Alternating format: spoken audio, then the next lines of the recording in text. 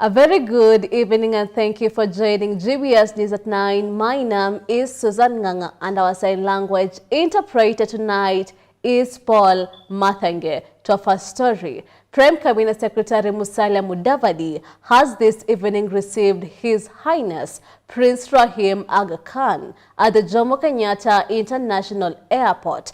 Prince Rahim is in the country on a special invitation from President William Ruto, who is expected to hold bilateral talks with him during the visit. The visit follows President Ruto's meeting in late June, which Prince Rahim's envoy Sultan Ali Alana, which paved the way for today's arrival. Prince Rahim's engagement in Nairobi are expected to deepen cooperation between Kenya and the Aga Khan Development Network, whose investment continue to play a central role in health, education, and social development across the country.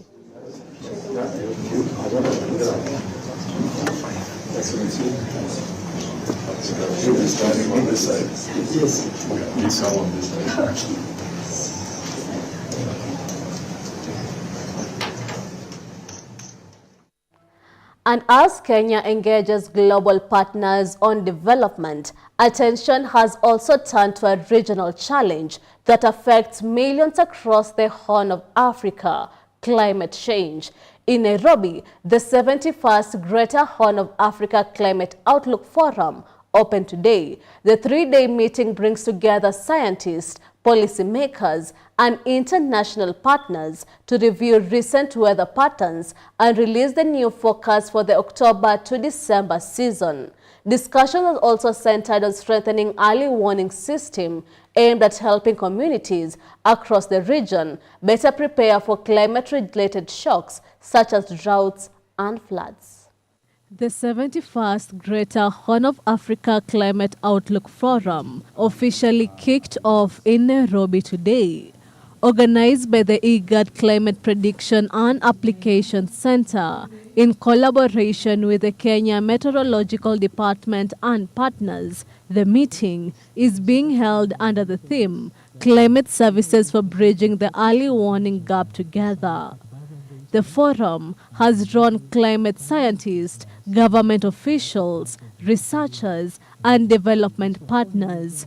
They will evaluate the just-ended June to September rainy season and present the new climate outlook for October to December. Speaking during the opening session, Cabinet Secretary for Environment, Climate Change, and Forestry, Dr. Deborah Barasa, said the region is increasingly vulnerable to climate extremes, ranging from prolonged droughts to devastating floods. The Greater Horn of Africa is becoming increasingly vulnerable to climate extremes, with communities facing the consequences of erratic rainfall, prolonged droughts, and devastating floods. These climate-related risks do not respect borders. They test the resilience of both IGAD and EAC member states alike. Addressing them requires more than awareness. It calls for shared knowledge, timely information, and a united regional approach. IGAD Deputy Executive Secretary Mohamed Abdi Ware added that seasons in the Horn of Africa are becoming more unpredictable, but timely and reliable climate information can save lives and protect livelihoods. The real objective of GACOF is to provide timely information so that farmers, pastoralists, industrialists, transportation, planners, policymakers do have timely information in advance of the season. So after the scientists and the other partners present their information, then the outlook for the October to December outlook will be presented. This scientific knowledge-based prediction will help end users to plan their activities accordingly.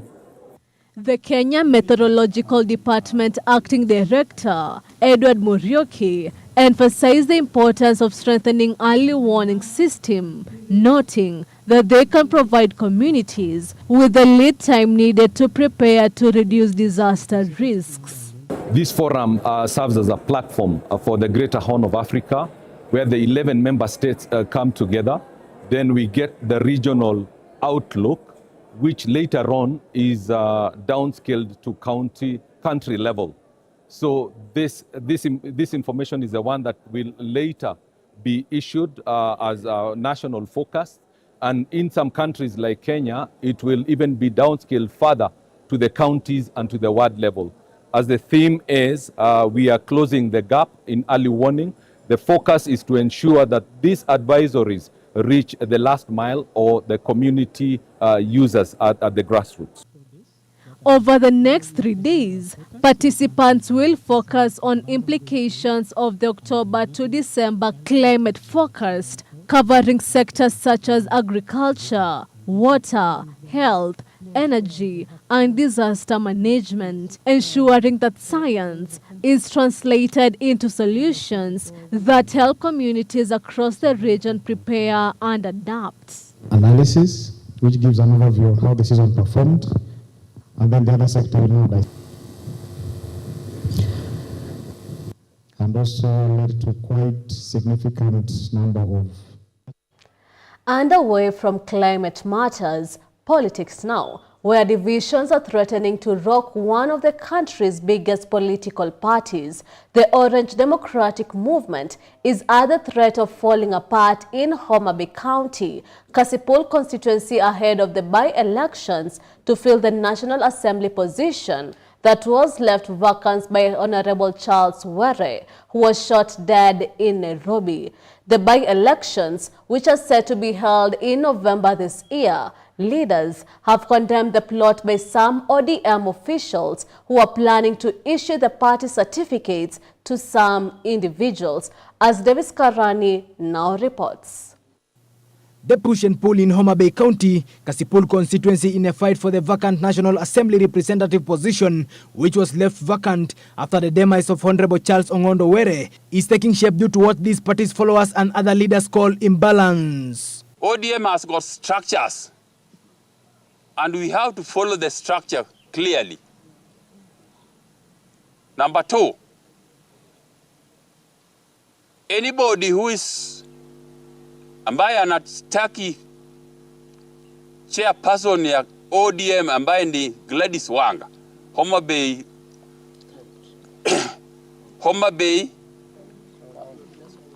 national chair ambaye pia ni governor wetu Gladys Wanga. Hakuna hata siku moja amekuja hapa Kasipul eti ana kampenia mwingine.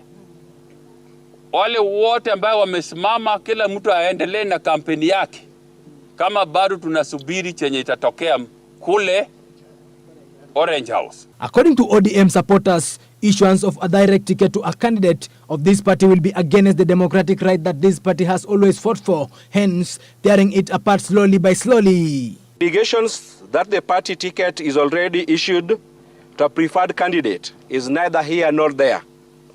The party organs have the constitutional mandate to pick a candidate by 1, nomination, 2, issuance of direct ticket, 3, consensus, then 4, through delegate system. And the blames are now channeled towards this party's chairperson, Honorable Gladys Wanga, who is also the governor for this county, stating that she is plotting to compromise her favorite candidate. Spread a force, trying to enforce a candidate on them.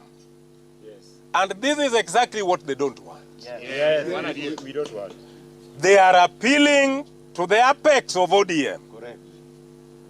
To ensure that we have a free and fair nomination, so that the electorate gets the best candidate out of it. Yes. And what is disappointing is that the chair of the party has already taken a position on this issue. The party, with a huge grassroots following in Kasipul constituency, is in danger of falling apart, according to the political analysts. I think whoever is perceived as a candidate identified by the party is just an individual interest by a local politician within Homa Bay County.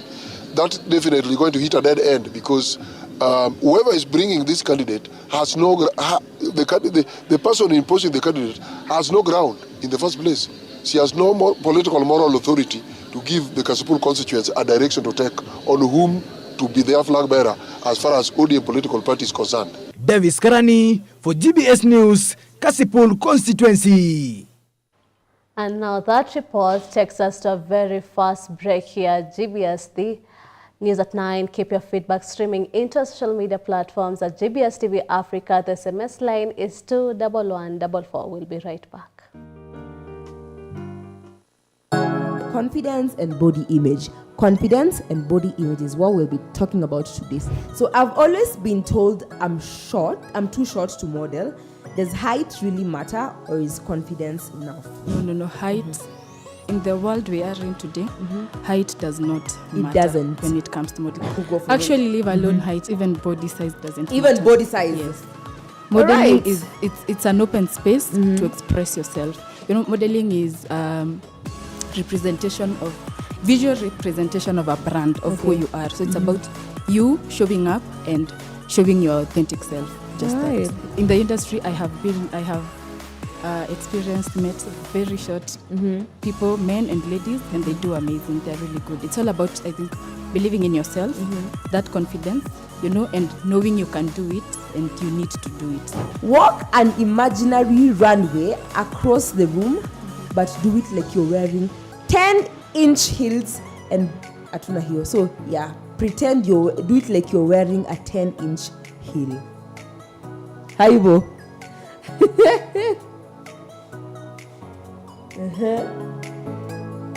Tuende kazi. Haya, makofi kwake.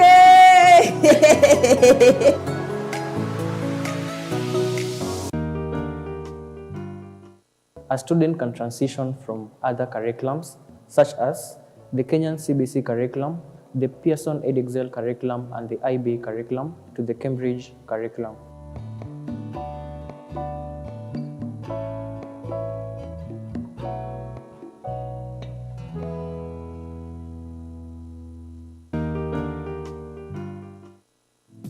Today, it's that day that I would like us just to have that conversation on monthly matters.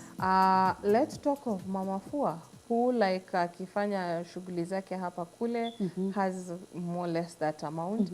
Yeah, so on that part, I would say this. When you are doing your savings, you can have, we normally talk about having 3 buckets. So we will just talk about income, budgeting, saving, and investment. Those are the 4 areas we will look at. What happens to those like me who are planning to retire early? We are basically looking at our incomes. We also talk about savings and investment. So those are the 3. I will not add the 4th one, which we all shy of talking about. So I would say it's not how much I am earning, but it is how much I set aside. So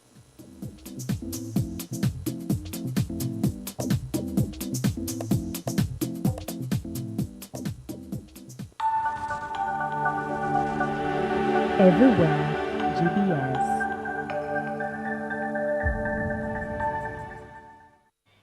Welcome back to the bulletin, and now still in politics, but with a focus on the South Rift. A section of elected leaders from the South Rift region has applauded the national administration for what they described as a deliberate focus on the needs of the Ma communities. The leaders particularly commended government initiatives in environmental conservation and education, noting progress in resolving the long-standing Mau forest conflict. Here are the details. The Ma leaders, led by Senate Majority Leader Aaron Cheruyot, noted that the long-standing Masai Mau forest dispute had been resolved, following President William Ruto's decision to issue the forest title deed to the Narok County government.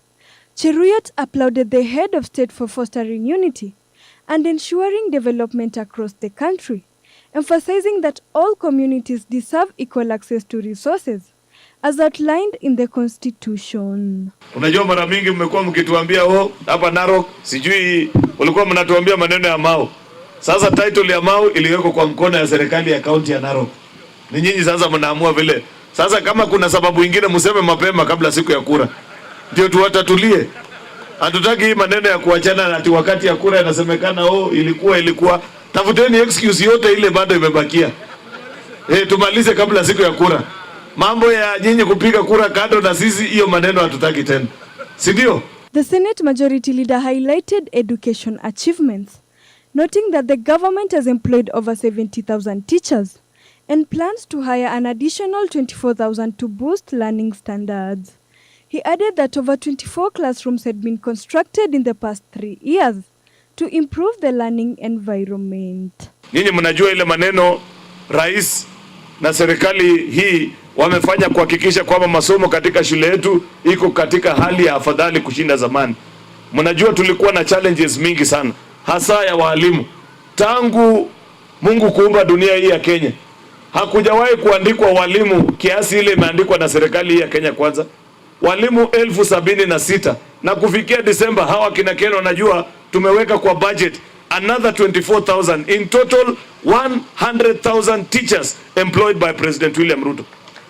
There will be 25% of the teachers who will be in office watakuwa wameandikwa na Rais William Ruto, na amekuwa rais kwa miaka 2 peke yake. Former Narok Governor Samuel Tunai urged the Maa community to support the current administration, warning against leaders driven by selfish interests. He commended President Ruto for initiating major projects in Narok, despite the county largely voting for the opposition in the last election. Leo tunaomba ya kwamba hii 27 Narok must stand to be counted kwa kura ya kupatia rais wetu Dr. William Ruto. We have to be counted this time. Simama hata sisi na nguvu tukiuliza chochote tunataka. Kama anatupatia saa hii na mnajua tu kufanya vile inatakikana 22. Hiyo ni kweli. Sasa hii 27 nataka hii hapa iwe 100 kwa 100. Ndio tusimame after 27 to demand ile vitu ambayo tunataka. Na mimi nataka kuambia nyinyi hakuna serikali nyingine tutapata. This county I've been a leader, I understand. There is no other government. Mnangoja mkiwa Masai itakuja kufanya kushinda William Ruto. Narok West MP Gabriel Tongoyo called for respect for elected leaders, stressing that leadership is a divine responsibility.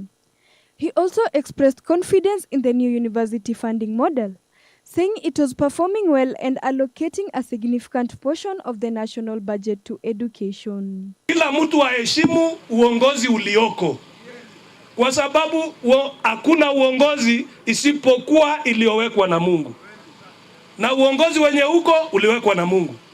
Na kama mlango ilikuwa inafunguliwa, si hata mlango ya uhusiano na Wamasai na uongozi wenye uko imefunguliwa. Sasa hatuwezi kuimba mambo mingi, tunasema hata mgapi. Molin Rono for GBS News.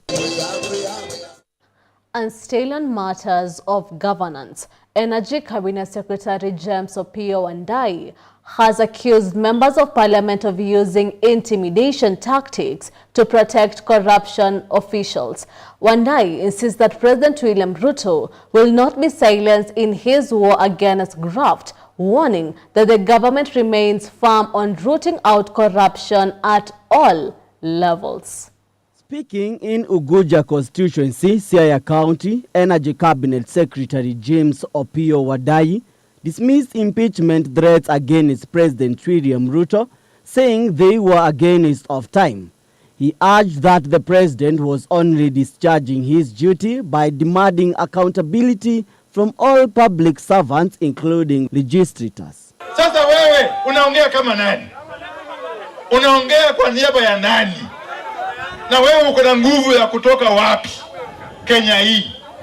Wewe nani amekupatia nguvu ya kuweka na kutoa rais? Wewe ni nani? Vinyangarika wakome hiyo tabia, si ndio? Unapata mbunge ambaye amechaguliwa term moja, amekuwa bunge hata term moja hajamaliza. Mbunge hata term moja hajamaliza bungeni, na anajitokeza kwa hadharani mchana na anatoa vitisho vya baridi. Wandayi said intimidation tactics by lawmakers must stop, adding that Kenyans fully support the president to complete his term. He further noted that the collaboration between President Ruto and former Prime Minister Raila Odinga under the broad-based government remains strong and is poised to secure victory in the next general elections. ya kwamba wao ndio waliweka mheshimiwa rais kwa kiti na ndio sababu watamtoa. Wewe pengine ulichangia kuweka yeye kwa kiti, lakini sisi vile vile tutahakikisha ya kwamba hautamtoa, si ndio? Yes, lazima ujue ya kwamba hata ingawa ulimpigia kura ukamweka kwa kiti, sisi vile vile tumeamua hatutakuruhusu umtoe. Na wakati wa kura utakapofika, vile baba Raila alisema juzi, wakati wa kura utakapofika, tutajua mbivu na mbichi. Tutajua ya kwamba Kenya hii kila Mkenya ako na haki. Tutajua ya kwamba Kenya hii kila kura iko na maana. Hakuna kura ambayo iko na nguvu kuliko. Elsewhere in Gema constituency, poor performance of girls in national examinations has locked them out of a full scholarship scheme that has so far only benefited boys. The Geno Youth Society, which runs the program with support from the United States-based Open World Leadership Society, says the selection strictly targets the top 3 students regardless of gender. I want to appreciate the organization supporting us. It's called Open World Leadership Society. That's based in US. And they've done a good job. They've been supporting all the students. And the challenge that we've seen here is that girls don't appear in the first 3 or 6 positions. So we are requesting that if we can have the first 3 girls, whatever position, so that gender is catered for. We've been supporting students, especially bright students, that has been in Barsauri sublocation. Programs Director Jethro Oduol Moi said girls have not appeared among the top candidates, urging them to work harder to secure the opportunities. Society Chairman Jafeth Agina added that with the phasing out of the exam ranking, stakeholders such as teachers will play a key role in advancing on new ways of identifying future beneficiaries. But now we are scaling out, and now we are going to capture Yala Township Ward. So today I brought all the stakeholders of education, all the head teachers of the 13 schools, so that we decide or we see a way of identifying how to get the first 3 or 6, depending on what the sponsor will give us that opportunity. The CBC ranking has been a challenge because our sponsor wants us to get the first 3 or 6. But now the CBC, they say there's no ranking. They'll use it's called the pathways. So our sponsor doesn't understand the pathways. They want the first 3 or the first 6. So we will decide with the teachers on which way to go. Reporting from the counties, I'm Paul M. Minor. And beyond our borders, focus now shifts to the Democratic Republic of the Congo, where efforts to end the conflict in the Eastern Congo appear to be faltering despite a series of high-level diplomatic engagements. Talks held in Washington on June 27 and the signing of a declaration of principles between the Congolese government and the M23 rebels on July 19 had raised hope for peace, but recent negotiations in Doha have stalled and violence on the ground continues to escalate, dimming prospects for a lasting solution in the region. Let's take a listen. Violence continues to escalate in Eastern Democratic Republic of Congo, despite ongoing diplomatic efforts. The United Nations report over 185 civilians' deaths since July, including children. With forced recruitment and mass displacement worsening, nearly 6 million Congolese are now internally displaced, and the humanitarian access remains severely restricted. Mr. President, regrettably, the evolution of the security situation on the ground has not matched the progress achieved on the diplomatic front, while the parties are yet to comply with their obligations under Security Council Resolution 2773. Recent peace efforts include a June 27th meeting in Washington and July 19th signing of declaration of principles between the Congolese government and the M23 rebels. Talks in Doha over the past few days aim to build on that momentum, but progress on the ground has not matched diplomatic gains.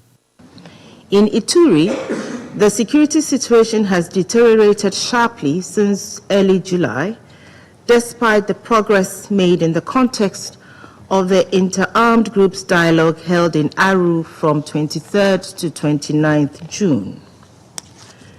Zaire factions affiliated with the Convention pour la Révolution Populaire, CRP, led by Thomas Lubanga, have intensified their operations against government army positions, also occasionally targeting civilians. The UN Special Convoy for Great Lakes region is expected to travel to Angola next week. The visit aims to strengthen African-led peace initiative and explore how the UN can better support regional effort to end crisis. Reporting for GBS TV, I'm Ibrahim Said. And in matters of culture and history, the Timbuktu manuscripts refer to a collection between 400,000 and 500,000 manuscripts produced in West Africa, held by families in private libraries. The oldest manuscript dates from the 11th century and the most recent from the 20th centuries, the empires of Ghana between the 3rd and the 13th centuries, Empire of Mali between the 13th and 15th centuries, Songhai Empire in the 15th and 16th centuries, created an administration that governed and organized society. Davis Karani brings us the report on the ancient West African empires. The richest period of production corresponds to the 15th and 16th centuries at the height of Songhai Empire and to the 17th and 18th centuries. Although Timbuktu was the main production center, they are found in Timbuktu region across Mali and throughout the West Africa. The manuscripts bear witness to the history, memory and culture of Mali and the entire West Africa. 13 years later, the people expressed a strong desire for the return of the manuscripts. It became the main concern of the entire population of Timbuktu. From the High Islamic Council to the local authorities, everyone shared the same wish that the manuscripts return to their source. The importance of the return of the manuscripts is very meaningful, especially since the manuscripts have been away from Timbuktu since 2012 and are currently in Bamako. It is truly meaningful to send them back to Timbuktu, given their original climate. The Sahara and the Sahel provide an ideal climate for the preservation of these manuscripts. The manuscripts were produced across the territories of the empire, from the south of Morocco to the south of the Sahel. The return of these manuscripts today reminds us that Timbuktu, through its mosques and universities, was an open-air library dedicated to education, dissemination and transmission of knowledge. I'm very happy today because it's such good news to see the return of the manuscripts. We're now able to go to the Ahmed Baba Center to continue our research and to learn from our manuscripts, from the history of Africa. The Tariq al-Fatash by Mahmoud and Kati and the Tariq al-Sudan by Abd al-Sadi, texts written during the 16th and 17th centuries that retrace the history of Songhai Empire up to the Almoravid conquest. The manuscripts contain history, science, and the story of the people themselves. They have served as a beacon, a symbol of knowledge, wisdom, unity, and cohesion, and they mean a great deal to the people. Because these manuscripts are assimilated with the very identity of this part of Mali, nowhere else in the world, not even in the Arab countries, can you find such a concentration of manuscripts in one place as in Timbuktu. The manuscripts reflects life in Timbuktu and its region in all aspects: intellectual, religious, economic, and scientific. In terms of religion, they reveal a peaceful, moderate, and open vision of Islam. In other areas, they remain benchmarks in every life. As such, they are remarkable. Regarding logistics, we first ordered containers, metal boxes, since the manuscripts are kept in boxes, as I mentioned earlier. We ordered more than 300 boxes. After placing them in these containers, we wrapped them with cardboard because they had to be transported on a special flight. It was really necessary to wrap them again with cardboard to further ensure their overall preservation. Added to the UNESCO World Heritage List, the manuscripts are now in danger. Jihadists who entered Timbuktu in 2012 destroyed a set of manuscripts in a library. Davis Karani, GBS News. It is time for us to take a short break. Keep your feedback streaming into our social media platforms at GBS TV Africa. The SMS line is 21144. We'll be right back.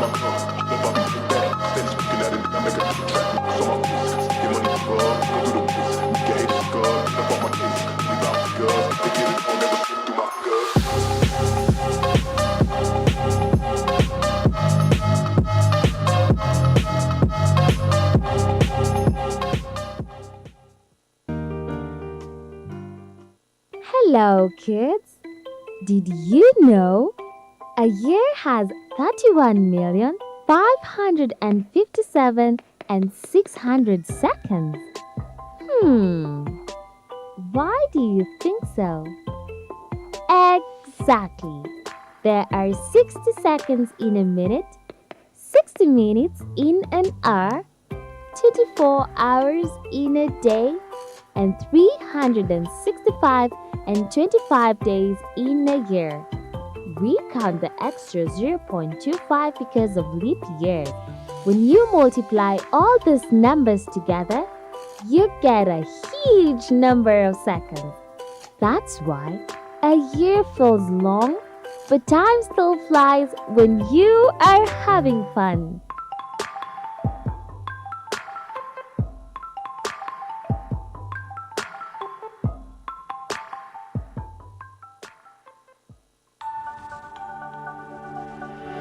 Everywhere, GBS.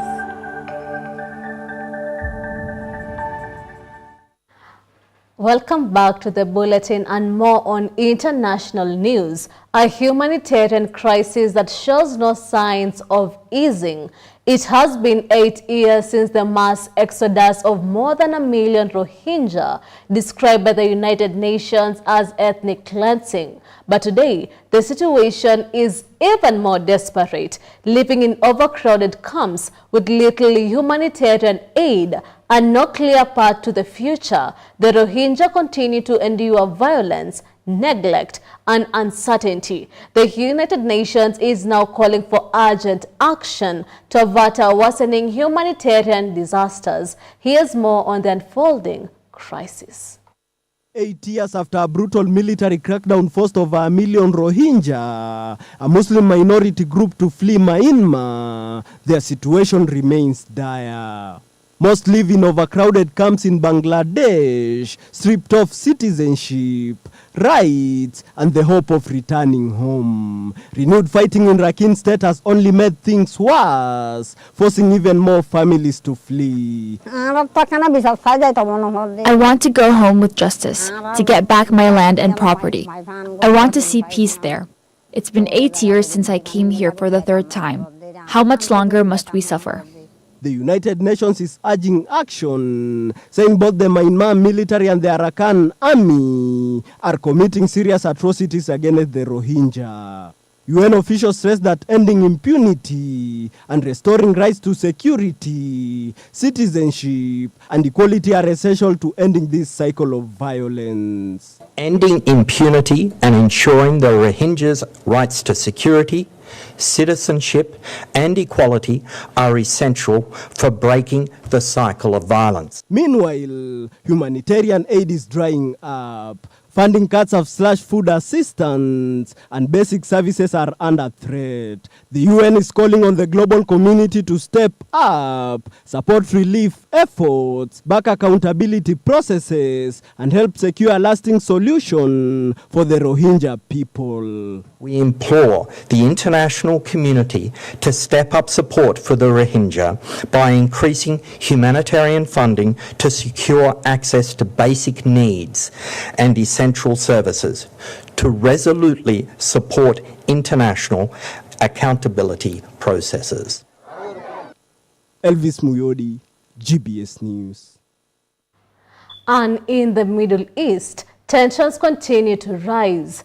Israel's military has carried out a series of airstrikes on Yemen's capital, Sana'a. Fighter jets targeted fuel depots and a power station, with one of the strikes hitting a compound that houses the presidential palace. Israel says it is targeting sites used by the Houthi fighters in response to repeated attacks launched against Israel. Paul Emaina has more. Israeli strikes hit the Yemen capital Sana'a in relation for Houthis missiles fired towards Israel. The strikes killed 6 people and injured 86 in total. The strikes are the latest in over a year of direct attacks and counter-strikes between Israel and Houthis militants in Yemen, part of a spillover from the war in Gaza. After the attack, the Prime Minister of Israel, Benjamin Netanyahu, said Houthis will pay for aggression against Israel.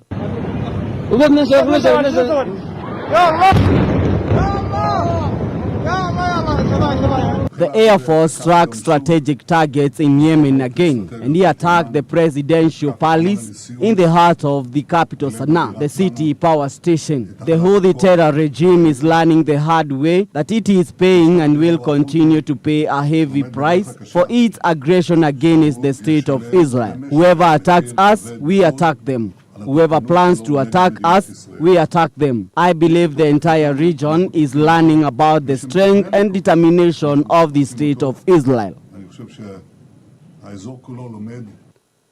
Reporting for GBS TV, I'm Paul Elmine.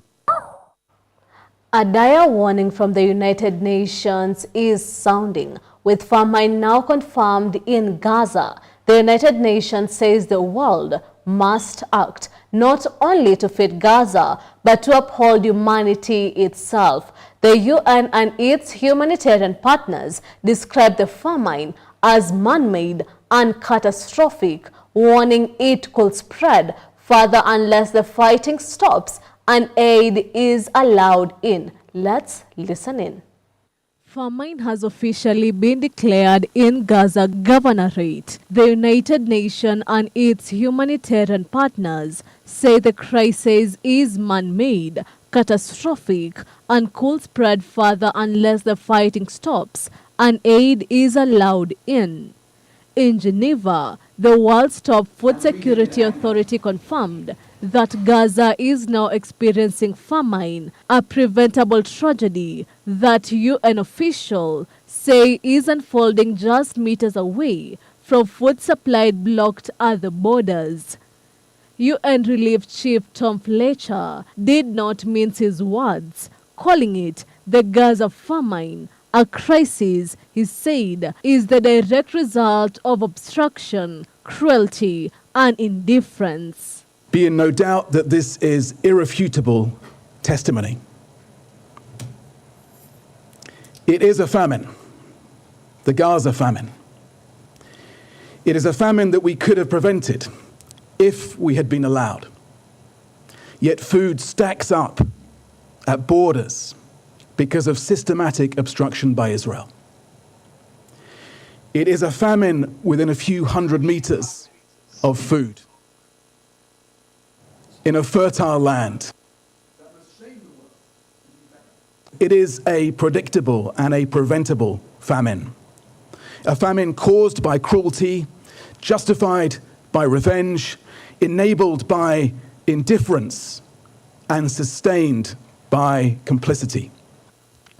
The Integrated Food Security Phase Classification, or IPC, found that 3 famine thresholds have now been reached in Gaza City: extreme food deprivation, acute malnutrition, and starvation-related deaths. The IPC classification of famine only happens when 3 thresholds are met: extreme food deprivation, acute malnutrition, and starvation-related deaths. And all 3 have now been breached in Gaza City. The IPC was created more than 20 years ago. And in that time, there's been a famine confirmed, first in Somalia in 2011, South Sudan in 2017, South Sudan again in 2020, Sudan in 2024, and now in Gaza. So for the first time, we have 2 famines taking place at the same time. For the first time, we have a famine in the Middle East. The consequences are already devastating. The World Health Organization reports show over 12,000 children became acutely malnutritioned in July alone, the highest monthly figure ever recorded in Gaza, and a 6-fold increase since January. In July alone, the Nutrition Cluster reported that more than 12,000 children were identified as acutely malnourished. It was the highest monthly figure ever recorded and a 6-fold increase since the start of the year. Fletcher pleaded with Israeli Prime Minister Benjamin Netanyahu to open all crossings and allow aid in the scale required, stressing that while it is already too late for many, countless others in Gaza can still be saved. I ask, my plea, my demand to Prime Minister Netanyahu and anyone who can reach him: enough. Ceasefire. Open the crossings, north and south, all of them. Let us get food and other supplies in, unimpeded, and at the massive scale required. End the retribution. It is too late for far too many, but not for everyone in Gaza. Enough. For humanity's sake, let us in.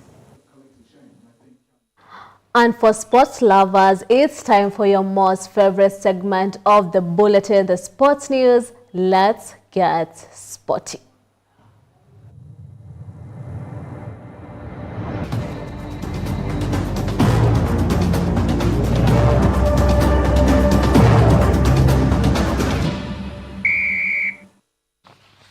Manchester United early promise at Craven Cottage ended in frustration as they were held to a 1-1 draw by Fulham. A deflated own goal from Rodrigo Muniz via Lenny Euro header had put the Red Devils ahead, but their captain Bruno Fernandes squared a first-half penalty by skying it over the bar just 93 seconds after entering the field. Substitute Emil Smith fired home a perfect equalizer for the host. The result leaves United still searching for their first win under Rowan. Man U hopes over first win under Robin Amorim were dashed at Craven Cottage. The Red Devils went ahead in the 11th minute when Euro scored from deflection. United missed the penalty when captain Bruno Fernandes fired the ball over the bar. Fulham grew into the game and the substitute Smith Rowe made an instant impact, scoring just moments after coming on to level the match at 1-1. The results leave the Red Devils frustrated, while Fulham takes confidence from holding the visitors. Manchester United hopes of first win under Ruben Amorim were dashed at Craven Cottage. The Red Devils went ahead in the 11th minute when Lenny Euro scored from deflection. United missed the penalty when captain Bruno Fernandes fired the ball over the bar. Fulham grew into the game and substitute Smith Rowe made an instant impact. And still on the sports news, history has been made in Kirinyaga County. Kirinyaga County has officially launched its first ever Women's Football League, a historic milestone in promoting women's sports in the region. 6 teams drawn from the county 4 constituencies will compete in the league, with the winners set to book a place in the Central Region playoffs. There, they will face top clubs from Nyeri, Laikipia, Murang'a, and Kiambu counties in the fight for regional dominance. During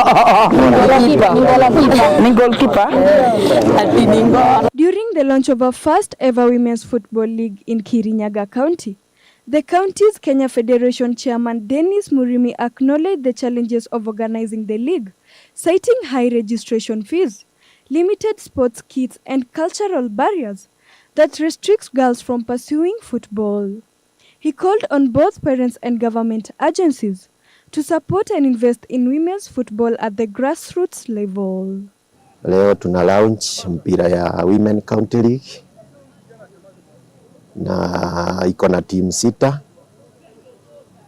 All the constituencies are represented. At least kuna team moja kila constituency, na tuko na challenges mingi sana hapa Kirinyaga. This is the first time kukuwa na Women County League. Kwa hivyo it is a fresh start, and besides kulaunch tuko na a lot of challenges. Unapata most of the teams zinashindwa na kumit the affiliation fee, bado zinashindwa na kulipa bado hii officiation fee. Kwa hivyo kama tungepata sponsor anaweza kutupea hiyo waiver ya mareferees na kuaffiliate, tunaweza shukuru. Bado tuko na challenges ya merchandise, unapata playing kits zingine hata hazifanani. Kenya Seeds Company chairperson Wangui Ngirishi, who graced the event, praised the league as a game changer for women's sports. She donated uniforms and footballs to the participating team and proposed the formation of a county-wide women's club, the Kirinyaga Starlets, to develop local talent. The top around 6 teams watapata uniform. Alafu napanga michuano ya vijana, mnasikia? Napanga michuano ya vijana na ninapanga michuano pia ya pande ya wanaume, na katika hiyo michuano I am going to come with gifts. Zitakuwa pesa taslimu, na pia zitakuwa nitawaletea viatu, nitawaletea nguo, na pia nitawaletea vitu aina mbalimbali. Sawa sawa? Teams. Mnajua Kirinyaga hamjawahi kuwa na very serious league ambayo watu wanawin mpaka gari. Very soon tutaleta mpaka aina hiyo ya competition. The launch has ignited excitement among players and sport enthusiasts, with hopes that this initiative will usher in a new era for women's football in Kirinyaga County. Molin Rono for GBS News. Indeed, a step in the right direction. We have come to the end of the news bulletin. It's always a pleasure having you on board. Let's do this again next time, same channel. My name is Susan Nganga. Our sign language interpreter tonight has been Paul Mathenge. Have a good evening.